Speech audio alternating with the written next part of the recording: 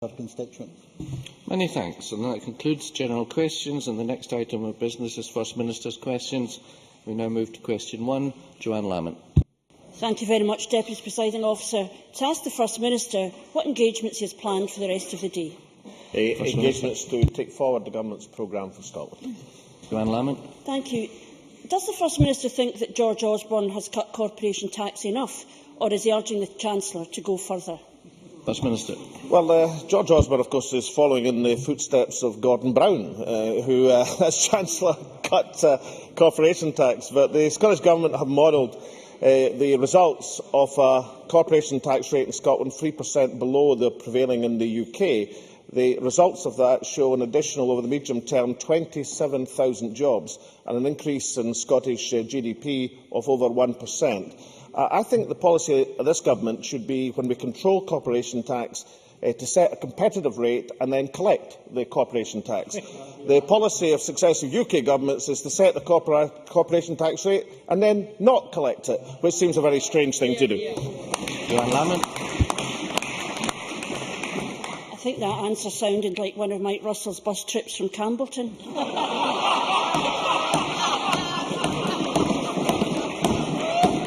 But of course, Gordon Brown did indeed say he would cut corporation tax when it could be shown we could afford it. The difference is, Alex-Salmond says, if we were independent now, he would cut corporation tax 3 points lower than George Osborne, whether it makes sense or not. However much George Osborne cuts taxes for his mates in banking, Alex-Salmond would cut it further. However deep Osborne could be seen in the pockets of corporate greed, Alex-Salmond would be that bit deeper. He's saying to Google, to Amazon, to Starbucks, anyone who wants to evade tax, come to Scotland, there will be less tax to evade. So, if he would cut corporation tax 3 points lower than whatever George Osborne sets, if he could, doesn't it follow he would have to cut schools and hospitals deeper than George Osborne too? First Minister.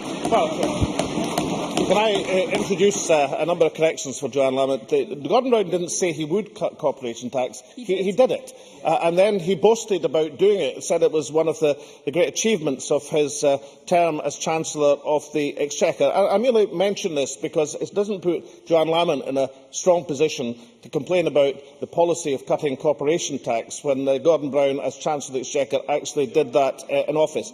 Secondly, she should have referred to my first answer.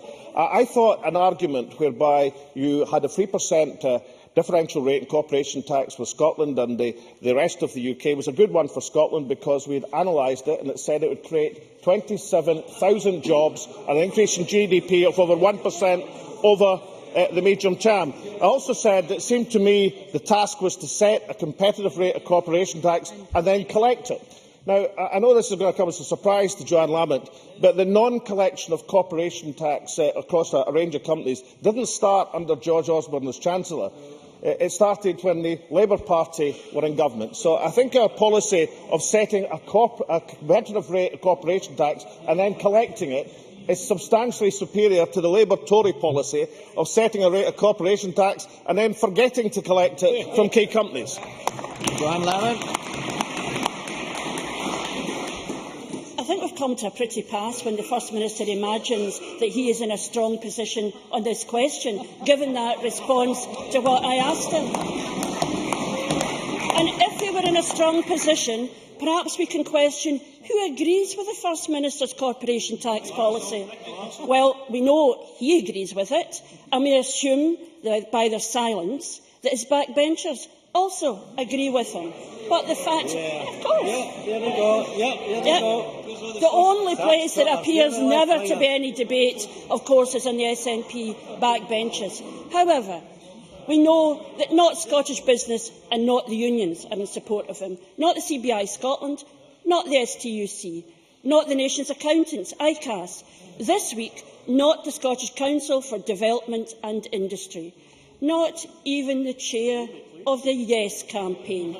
But you'll be glad to know he does have one supporter. It's tax exile Jim McCall. So, Can I ask the First Minister, does he agree with his one supporter, Jim McCall, that in independent Scotland, capital gains tax should be abolished? First Minister. Correct Joanne Lamont on the SCDI report. I refer her to page 22, which points out that a low rate of corporation tax could have, quote, a positive effect on attracting further investment to Scotland. Now, if it did have a positive effect in attracting investment for Scotland, if, as the Scottish Government analysed, it would create 27,000 jobs in Scotland, if over the medium term it would increase Scottish GDP, then presumably the Labour Party wouldn't oppose it on that basis. They wouldn't seriously oppose creating 27,000 extra jobs in Scotland. They wouldn't seriously oppose increasing Scottish GDP. Order. If these things are correct and be modelled to be correct, then that is a substantially good policy, especially since the Labour Chancellor implemented a cut in corporation tax in office. And as for the attack on Scotland's leading job creator, Jim McCall, if the Labour Party and the No campaign are reduced to attacking serious figures in Scottish job creation and entrepreneurship, then it shows exactly why 500 businesses have signed up for the Yes Business campaign over the last 2 weeks. Final question, Joanne Lamont. Probably the most important word there was if. And the First Minister calls and defends his own figures that some of us might think don't really apply much to scrutiny. And the fact of the matter is, of course, the SCDI says there is not great desire to participate in a race to the lowest tax environment. Now, we know that the First Minister thinks of himself as a talented economist. Not just that. He likes quoting real economists too. He likes quoting real economists too. How many times has he told this chamber about his own adviser, Joseph Stiglitz, and all those Nobel Prizes he's won? What does Joseph Stiglitz say about this policy? Well, just a month ago, he said, and I quote, "Some of you have been told that lowering tax rates on corporations will lead to more investment. That fact is not true. It is just a gift. It is just a gift to the corporations, increasing inequality in our society." So, I agree with the Nobel Prize-winning Joseph Stiglitz and the businesses, the unions, the professionals, who all say the First Minister is wrong. So can the First Minister tell us who is right? I can't believe the SNP backbenchers are calling in aid Gordon Brown when I'm telling him that his own economic adviser, A little bit of calm, please. His own economic adviser said it was wrong. So can the First Minister tell us who is right? Is it the First Minister, the ex-RBS economist and renowned adviser, nay, pen friend to Fred Goodwin, or is it his Nobel laureate economic adviser, Professor Joseph Stiglitz, who says he's wrong? First Minister. I would point out that Joanne Lamont can't really divorce herself from Gordon Brown because he is now the leader of the Labour No campaign in Scotland. Which is separate, of course, from the Tory Labour No campaign led by Alistair Darling. And I am delighted to know, and Joseph Stiglitz is his name, he is a Nobel laureate, he is in the Council of Economic Advisers. He's pointed out that the vast disparity in income levels in the UK under the Labour Party are not an efficient way to run an economy. He's part of the Fiscal Commission who's recommended the sterling area post-independence. I am delighted that Joanne Lamont is now going to accept the wisdom of Joseph Stiglitz and the other Nobel laureates on the committee. The importance of the policy and a competitive rate is to set a competitive rate to benefit the Scottish economy and then collect corporation tax. I think that is a substantially better position than the position under the Labour Party and now George Osborne, which our corporation tax is not collected.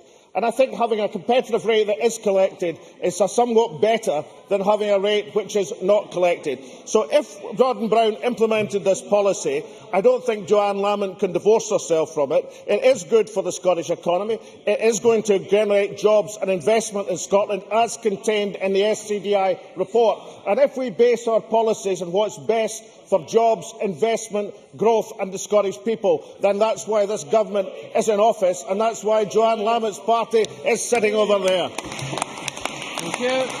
Question 2, Ruth Davidson. Thank you, Deputy Presiding Officer. To ask the First Minister when he will next meet the Secretary of State for Scotland. First Minister. No plans near future. Ruth Davidson. Deputy Presiding Officer, last year people were shocked by the Morton Hall baby ashes scandal. We know now that the issues raised in Edinburgh have spread to both Glasgow and to Aberdeen. Calls from the increasing number of affected parents for a public inquiry are growing ever louder. Will the First Minister now order a full public inquiry? First Minister. Well, the position, as Ruth Davidson knows, is that the Edinburgh inquiry is proceeding. There's coordination from across the councils of Scotland to give an explanation. I think that is an effective way to proceed, but the Cabinet Secretary is always prepared to listen to positive suggestions in the matter. But I think the inquiry in Edinburgh is proceeding. I think there's confidence in the way that it's being conducted. Other councils in Scotland have now responded, and I think responded sympathetically and now with understanding to the concerns of parents across Scotland. And therefore, I think the issue is being handled in a sensitive manner. But if Ruth Davidson wants to bring forward proposals as to why a national public inquiry would actually benefit the parents, the bereaved parents, then of course we'll look at that. But I think there is a big argument for effectively proceeding in the way that's now being done, both in terms of speed, in terms of giving people the answers they want, and in terms of having the corrective policies which have now been released in guidelines across the country. Thank you. Ruth Davidson. Well, I do appreciate the steps that have been made on this issue, but those steps are being increasingly overtaken by events. Yes, the Edinburgh inquiry is proceeding, and in particular, there's also Lord Bonamy's commission, which has no direct representation from the parents themselves, despite them being promised as much. On Friday, Lord Bonamy said that parents would be able to make a written submission until the 19th of July. However, this week it has emerged that the independent audit of what went on in Aberdeen won't now be presented until the 24th of September. So that means that affected parents in a whole area of the country will have no voice in this process. And I agree with the First Minister that new protections have to be put in place, but parents are asking for answers on what happened to their child, and this Commission is not designed to do that. So in light of this new information, the only way to get what everybody in this chamber wants, which is justice for the affected families right across Scotland, is a full public inquiry. Will the First Minister please reconsider? First Minister. Can I just correct a couple of things, Ruth Davis? I mean, the purpose of the Bonamy review is to get into place proper procedures, which we think is the overwhelming priority, that to get in place now procedures which should have been in place in some local authorities in the past and haven't been, to correct the position and not to delay to correct that position. I don't think Ruth Davidson is correct in terms of the parental representation on the Bonamy review, and I can give her that information, and I think she should be aware of that. But that is not the same thing as the investigation, the one that's taking place in Edinburgh, and ones that may take place elsewhere, which is to look at the past and find out exactly what happened. And I think there is a role for what Lord Bonamy is doing, and that's to correct the position right now, to make sure that in the future procedures are correctly applied, not to wait for the inquiry to recommend that, because it's pretty clear and seems to be substantially based on the evidence that's there as to what the correct procedures should be. So get that done. By all means, we'll look at the arguments in terms of nature of inquiry, but there is a substantial advantage in proceeding as quickly as we're doing at the present moment and meeting, I think, the concerns of parents and indeed the wider community. Thank you very much. Now a constituency supplementary from Jenny Mara. The First Minister will be aware of reports that police staff without the appropriate qualifications have been taking fingerprints in Dundee and in Arbroath. Has the First Minister had reports of this happening anywhere else across Scotland? And can the First Minister reassure people in my region that the review will be conducted as swiftly and as thoroughly as possible, as there is grave danger that evidence could be dismissed in serious cases because of this breach of protocol? First Minister. Well, yes, I can provide that reassurance. The review will be conducted as swiftly as possible, and any lessons learned from the review will be applied across the country. So I hope that Jenny Mara will accept that reassurance. Thank you. Neil Findlay, supplementary, please. BAM and Balfour Beatty are contractors bidding to build the new Edinburgh Sick Kids Hospital. These two companies have been up to their necks in the blacklisting of over 3,000 UK and 500 Scottish construction workers. Will the First Minister use his influence with these companies to get them to own up to what they've done, apologise to those involved and agree to pay compensation for ruined lives and careers? And does he agree that if they don't, then they should not be awarded any contracts from the public sector? First Minister. I don't know if the member is familiar with the points I made at the STC conference, but I'm happy to send them a copy of the remarks. And I was addressing in particular what we believe the government can do in terms of public sector contracts to make sure that blacklisting is eradicated from the Scottish labour market. Thank you. Question 3, Willie Rennie. To ask the First Minister what issues will be discussed at the next meeting of the Cabinet. First Minister. Issues of importance to the people of Scotland. Willie Rennie. SNP-MSPs say they are prepared to back the closure of their local court in return for a new justice centre for their area. Courts at Cooper, Peebles, Dingwall, Arbroath, Stonehaven and Rothesay have a history stretching back 500 years. With only 12 days before this Parliament decides their future, can the First Minister tell these backbenchers today when and where these new justice centres will be built? First Minister. SNP MSPs and constituency representatives are making strong representations on behalf of their constituents, as you would expect them to do. Perhaps if the Liberal Democrats had employed that policy, they'd have more constituency members than they do. Willie Rennie. I expected some sort of explanation about new justice centres, but nothing was forthcoming. It's ridiculous that he doesn't have worked out plans for the justice centres. He can't even give us one single date and one location for these justice centres that his own backbenchers say are going to come. He already has a justice centre in Cooper, but he's planning to close it, to shut it down.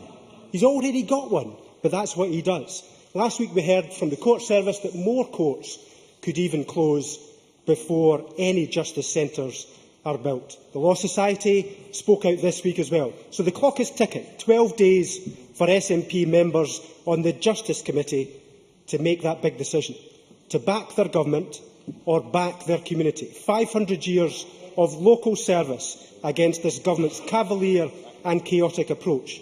Wouldn't it be safer? Wouldn't it be safer for SNP members to stand up for their communities and reject his court closures? First Minister. Or alternatively, to represent their constituents and look for the best effective way to ensure justice across Scotland. I know that Willie Rennie lives in a world where public expenditure restrictions imposed by his colleagues at Westminster in conjunction with the Tories don't exist. I know he likes to believe that somehow public services in Scotland should be immune from Westminster cutbacks, but nobody in Scotland doesn't understand the position, which is exactly why the Liberal Democrats used to have a football team in this Parliament and now they've got a subs bench. Thank you very much. We now move to question 4. Stuart Stevenson. To ask the First Minister what economic value the Scottish Government places on services from Highlands and Islands airports to hub airports with worldwide connections. Minister. Well, maintaining capacity and services from Highlands and Islands airports, worldwide connections is essential for that area's economic development. The effect, of course, of the UK Government's air passenger duty has been amply demonstrated by Flybe's recent announcement of the sale for slots at Gatwick. The chairman of Flybe, Jim French, said, quote, "With the absence of a regional aviation strategy, the Government's penalistic and ludicrous policy of charging air passenger duty on both legs of a domestic flight, I am afraid it's inevitable that high-frequency services from the UK regions will ultimately be squeezed out." That is a significant statement. It's a warning statement, and it underlines the absolute necessity for air passenger duty to be devolved to this Parliament. Stuart Stevenson. Does the First Minister recall that in 2008 the air services from Inverness to Heathrow were ended? And in the light of that, is it not now important that protecting the links from Inverness to Gatwick is ever more essential? Now, of course, these are not my words. These are the words of the local MP, Danny Alexander, in 2008. Is it not rank hypocrisy, First Minister, that the local MP had one opinion in 2008 and has done absolutely nothing in government to support air services from Inverness? First Minister. Well, we should remember in context that Danny Alexander is a Liberal Democrat, so adopting two positions at the same time may in itself be a part of a party policy. But I think it is for the Chief Secretary of the Treasury and the local member for Inverness a rather invidious position to be responsible for the very air passenger duty and taxation which is driving and threatening services in Inverness, and then complaining about it and posing as a defender. So perhaps if we agree on the position of devolving air passenger duty to this Parliament, to have a policy that benefits the Scottish economy, then Danny Alexander would be relieved of his difficulty of having simultaneously to be the Treasury's man in Inverness while pretending to be Inverness man in the Treasury. Many thanks. Rhoda Grant. Thank you, Presiding Officer. Will the First Minister hold talks with the UK Government and indeed Flybe and EasyJet, who now have the flights from Inverness Airport? Will he look to having a PSO on routes to Gatwick Airport? And will he also speak to the airlines about connectivity from the islands through to Gatwick, which used to be booked through one operator and now will require to be booked through two? First Minister. These talks are ongoing with the Transport Minister and the airport carriers at the present moment. But the member should direct herself not just to what Flybe have said, but the extent of the studies across the Scottish airports and the Scottish carriers who are looking exactly at the differential impact air passenger duty is having on Scottish flights. This is the key and source of the difficulty, and therefore I hope that the member will join with the government in calling for APD to be devolved to this Parliament so that we can produce an airport and passenger policy which actually benefits the Scottish economy as opposed to threatening vital services. Thank you very much. Question 5, Michael McMahon. Thank you. To ask the First Minister what his response is to Audit Scotland's report managing early departures from the Scottish public sector, which states that the public sector is spending £280 million a year on early departure schemes. First Minister. Well, the report goes on to note that the effective savings that have been made by the voluntary service arrangements conducted by the Scottish Government under the funding pressure from Westminster is inevitable that there be reductions in Scottish public service numbers. Our unions, our policy of no compulsory redundancies, I think, is the right policy, not just because it treats people in that position humanely and with respect, but also it gives security to those who remain within the public sector.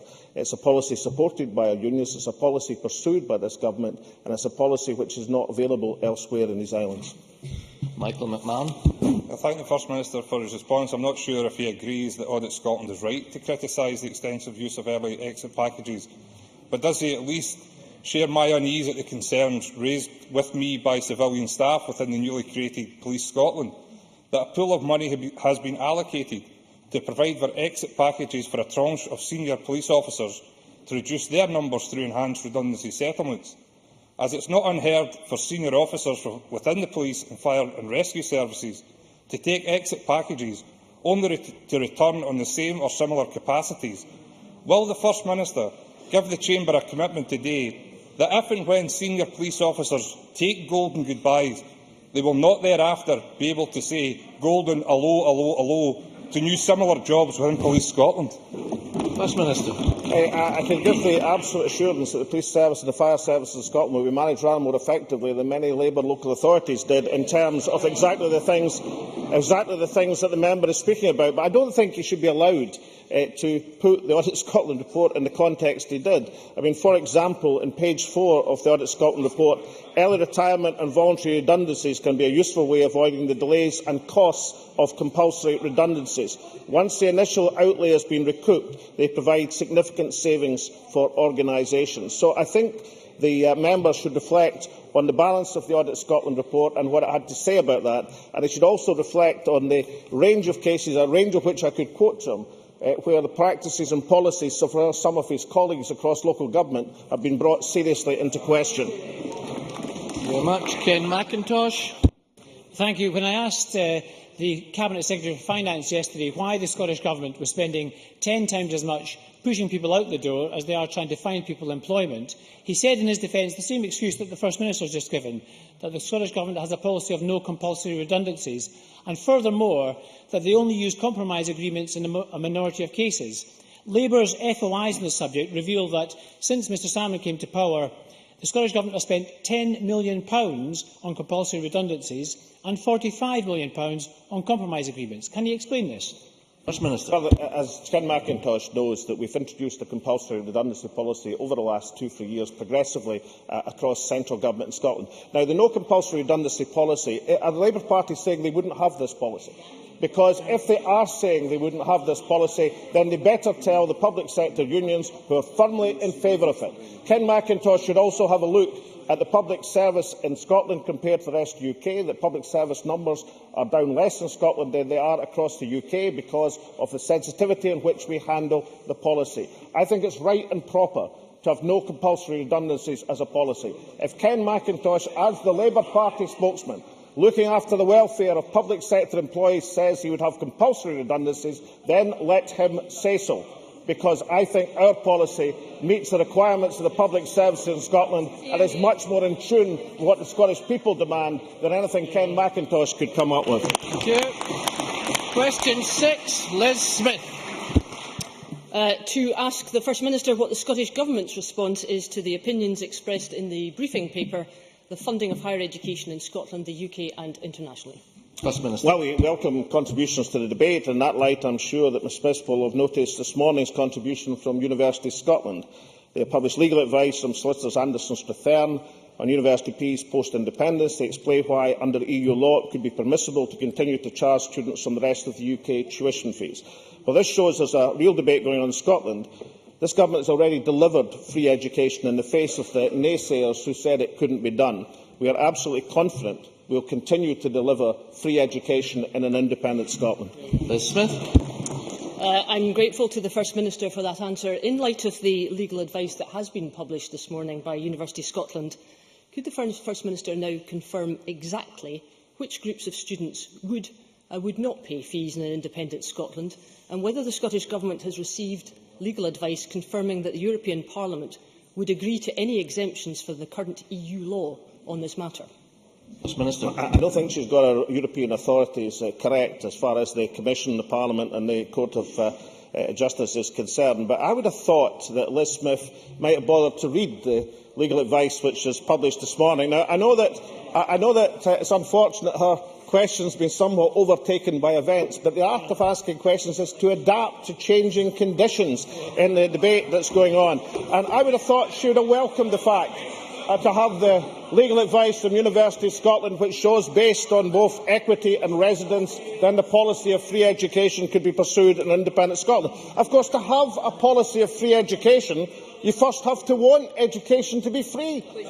And the other unionist coalition emerging in this Parliament between the Conservatives, the Liberal Democrats and the Labour Party is that each of these parties want to impose tuition fees on the students of Scotland. So the first requirement is to have a government like this one, who believes in free education, and therefore spells out a policy why that free education policy will continue to be pursued in an independent Scotland. Hugh Henry, briefly, please. Officer, perhaps the art of answering a question is actually to give an answer. I have read that legal opinion. And it doesn't give the unequivocal answer that the First Minister seems to suggest. But what he could possibly tell us is, if it is correct, and if he accepts it, does that mean that European Union students will now qualify for free tuition, and that they will no longer qualify? They will no longer qualify for free tuition. Order! And that, in fact, European Union students could be charged for university tuition in Scotland. Well, I think Hugh Henry should have a bit more practice in asking questions before he criticises the answers. I would have thought, now I know this is inconvenient for the Labour Party and the Tories and the Liberal Democrats, the parties which want to impose tuition fees on the students. Well, I see Joanne Lamont shaking her head. She said on the 17th of December last year that tuition fees were the most obvious option. Now, what is the most obvious option if it's not an attempt to impose tuition fees on the students of Scotland? So I think the legal advice today, the firm resolve of this government to base our policy on residence and equity, gives assurance that as long as this government is in power, then there will be no tuition fees imposed on the students of Scotland, and education will be on the ability to learn, not the ability to pay. And that concludes questions to the First Minister.